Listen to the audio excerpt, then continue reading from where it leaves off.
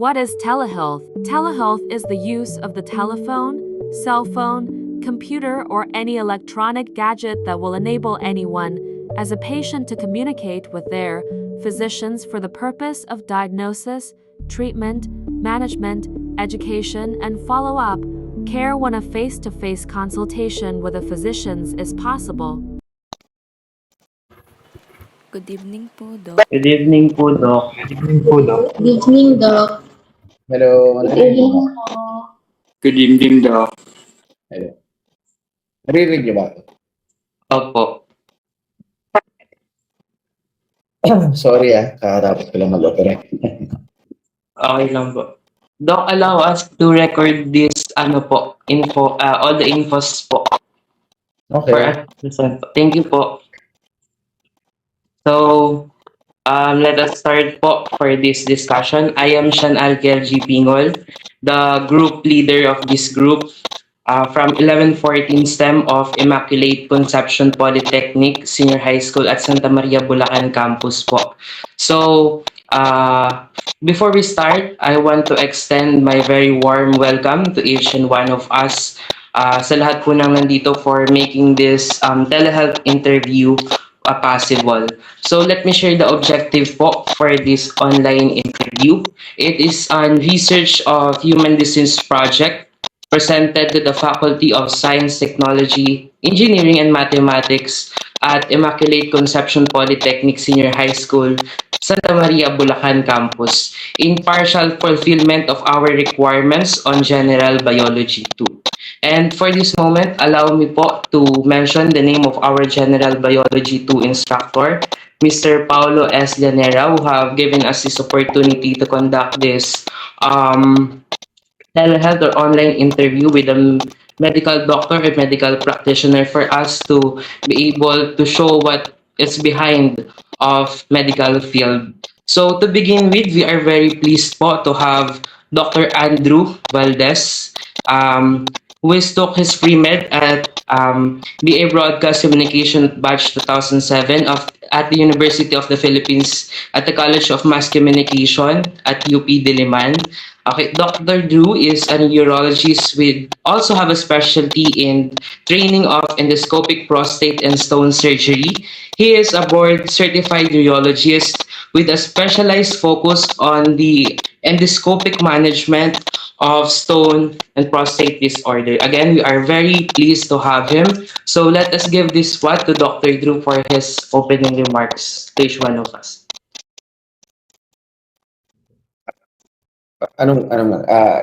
Just a message for you. Yes po, Doc. Parang opening remarks lang po.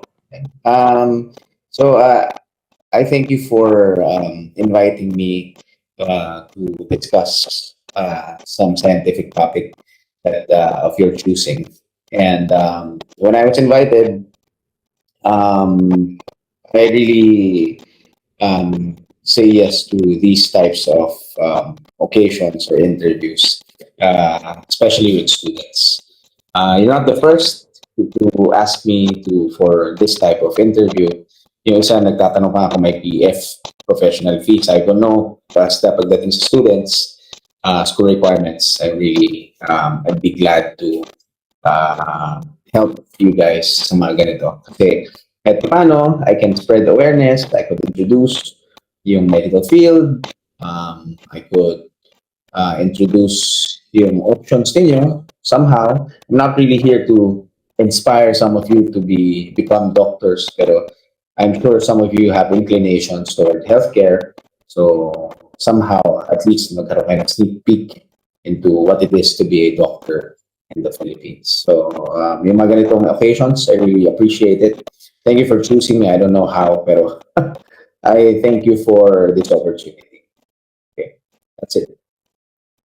Dun po, Doc, sa nakilala po namin kayo just because of the referral po of the previous years. Si Ate Justin po, nag-conduct din daw po sila ng online interview with you, and ikaw po yung doctor na ni-refer po nila sa amin. Okay.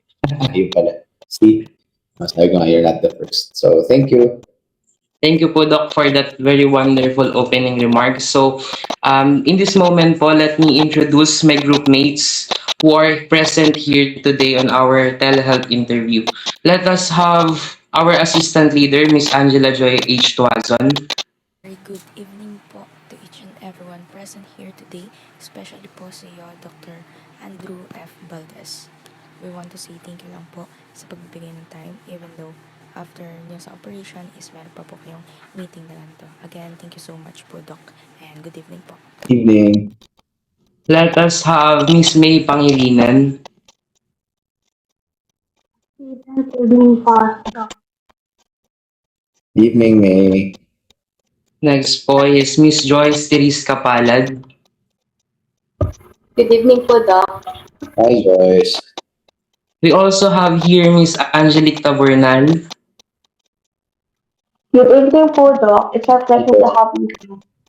Hello po. We also have here po Miss Kian Cesar Hello po, good evening po, Doc Valdez. Hi, Kian. and Miss Ishi Bolima. Good evening po, Doc. Hi, Ishi. We also have here Mr. Ian Egvis. Good evening po, Doc. Oh, yeah. And the last but not the least, Mr. Jamir Ronidel. Good evening po, Doc. Hi.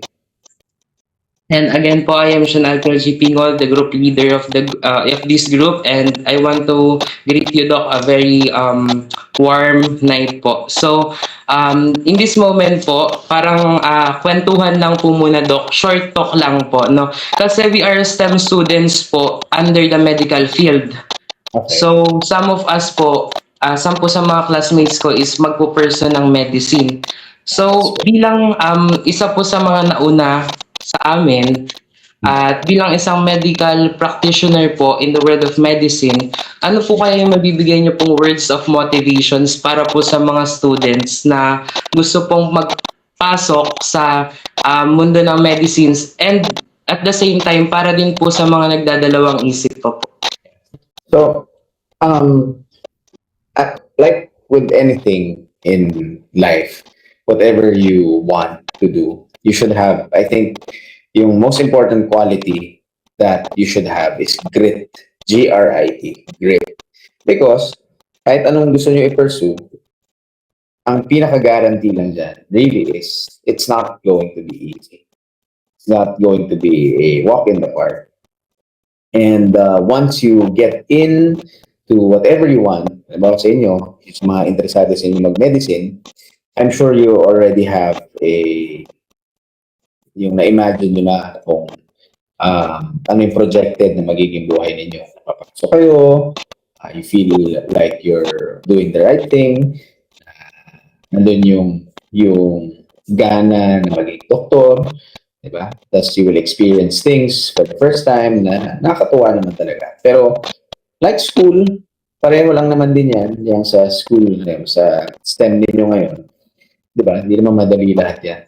May mga deadlines, nakakapagod, papasok lang talaga kayo ng medicine at a different age and different competition. Ayoko kasi masyadong ilagay sa pedestal yung medical school. Like, masyado kasi hina-hype yan, syempre, na excited na nandun sa medical school. But it's just another institution that you will go into na kung tsatsagain mo, kaya talaga siya. Pero kung hindi mo siya feel talaga, hindi mo gusto, then don't even start.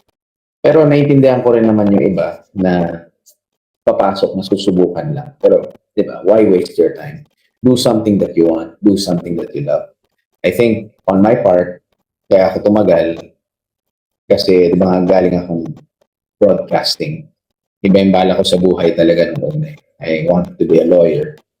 Then, I realized I didn't want to be a lawyer when I took the law aptitude exam in UP Diliman. Ang gusto ko pala, magiging doktor. So when I got into medical school, lahat exciting. So I think that's why I survived. And I worked so much. I think I worked harder than some of my classmates. Kasi tingin ko I was at a disadvantage. Kasi hindi ako STEM. Yan. Hindi ako STEM like you guys. Parang nakalinya na talaga magiging medicine. Non-science yung course ko.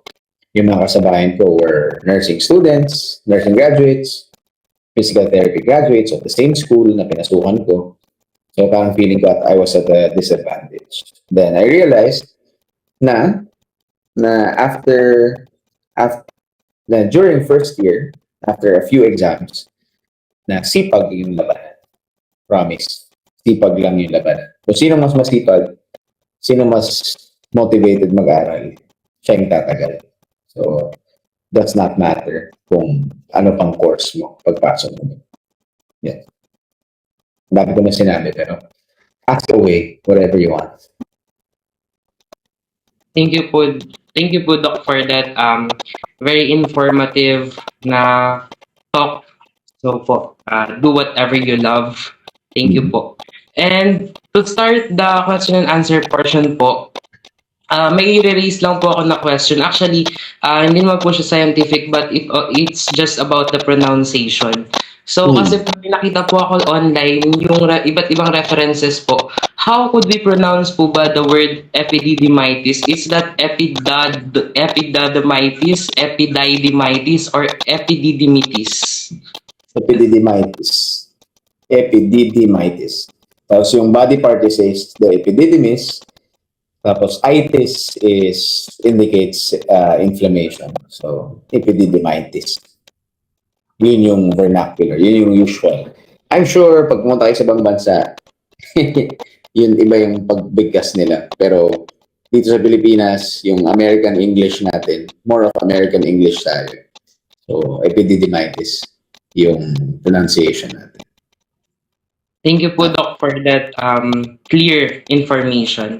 So, to begin with our question and answer portion, may I call on Ms. Angela Joy Tuazon, our assistant leader, to facilitate it. Again, good evening po, Doc. It's an honor and privilege to speak to you po. Again, I'm Angela Joy H. Tuazon, the assistant leader of this group. It's an honor to speak with a great doctor po like you, Doc Valdez. So here is my question po. Could you please give us the basic description of the epididymitis disease? Okay. So, if you've already researched, yung epididymis is part of the male sexual and reproductive tract. So, siya yung convolution from the testis, seminiferous tubules, then siya yung nakatapal dun sa testicle na tubes. So, it's epididymis. Kumbaga siya yung enlarged na seminiferous tubules, which will then continue to the vas deferens. So, yun nga, nasa etymology siya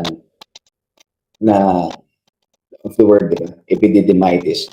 When you say itis, you add itis to the word, that means there's an inflammation. So, any inflammation of the epididymis is called epididymitis, and it can be caused by a lot of things. Pero, yung most common still is bacterial infection ng epididymis. And paano yun? Diba? Ang layo nun eh. Ang layo ng epididymis from the outside of the body. Still, ang most common ay ascending infection. So, it's a type of male accessory gland infection. Gumagapang yung bacteria going up from the urethra, going up to the prostatic urethra, going into the ejaculatory ducts, going all the way to the vas deferens, and then going to the epididymis. Nagkataon lang, nakakapit yung bacteria dun sa epididymis, tapos yun yung swell. Yun din yung magkakaroon ng infection. And most commonly, dahil ang lalaki, there are two types of UTIs. Just to give you a basic. There's uncomplicated UTI and versus complicated UTI. Kapag uncomplicated UTI, yun yung kumbaga usual UTI. So, sino ang may usual UTI? Females. Because you have a shorter urethra compared to males. Tapos, sinong merong complicated UTI? Ang complicated UTI ay sa mga patients na immunocompromised, like those with HIV, diabetes, those with anatomic abnormalities that predisposes them to have UTI. Tapos, ang lalaki, kapag nagkaroon ng urinary tract infection or male accessory gland infection, it's already a complicated case. Kasi nga, sa length pa lang ng urethra ng males, dapat hindi ka na nagkaka-UTI. Okay, so anong most common? Most common pa rin ay sexually transmitted infection. So kapag ang lalaki ay nakipagtalik, unprotected sexual intercourse with with the female or male partner na merong infection. So sa mga ganun, doon sila nagkakaroon ng urethritis, prostatitis, at kapag masyado malakas yung infection, umapat ng epididymitis. So mga ano yung common sa STIs? Gonorrhea, chlamydia, marami rin mga non-gonococcal infections. Tapos yung iba, hindi mo na ma-detect kung anong bacteria. Kaya presumptive na lang yung treatment. Okay? So that's the basic of epididymitis. Thank you po, Doc. Next, there is another question. Let us hear it from Mr. Jamir Raniden. Hello po, Doc. Here's my question. What are the causes of the disease and how can a person get this disease? Yeah. Like what I've mentioned, it's part of the male sexual and reproductive tract. And any infection in the area, pwede kang meron kang UTI lang, meron kang stone, prostatic stone, tapos magkakaroon ng ascending infection. Ascending kasi coming from the outside going to the inside. And again, for males, males lang naman nagkakaroon ng epididymitis. Ang most common pa rin na nakikita ko rin sa clinics ay patients who had unprotected sex. So, pakikipagtalik na walang gamit na protection, hindi gumamit ang condom, basically. So, that's the most common. Other causes, pwedeng meron kang obstruction in that site, sa epididymis. Kapag nagkaroon ng obstruction, tataas yung chance of bacterial stasis and multiplication. So, magkakaroon ng epididymitis. And one of the not so common causes is trauma. Pag natamaan, natadyakan, mamamagay yung epididymis. So, epididymitis pa rin. Pero when we talk in the clinics about epididymitis, it's mostly a bacterial infection. Thank you po, Doc. And now, let's proceed to another question and it will be given by Miss Angelique Tabornal. My question po is, who are the most impacted by this disease? Could you please indicate which gender, age group, or any cultural group is most affected by this disease? Okay. As for gender, syempre, males lang. Biological males, only males have epididymis. So, yun yung sagot sa gender.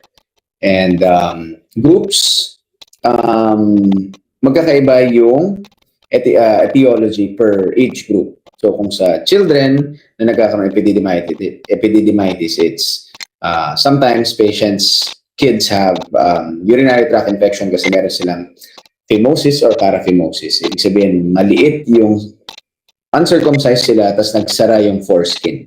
So, magkakaroon ng build-up ng bacteria sa urethra. It will ascend to the epididymis or trauma. For teenagers and young adults, papasok na dyan yung pagiging sexually active. So, yun yung sila yung groups ng patients na ang cause ng epididymitis ay sexually transmitted infection. For elderly men naman, who are prone to have prostatitis, the bacteria from the prostate can also ascend to the epididymis. So that's magkakaiba lang ng mechanism, magkakaiba lang na type ng etiology per age group, pero it's almost always the same na aabot yung bacteria doon sa epididymis at kakapit doon, which can cause inflammation. Thank you po, Doc. So next, to raise another question, let us hear it from Miss Ishi Bolima.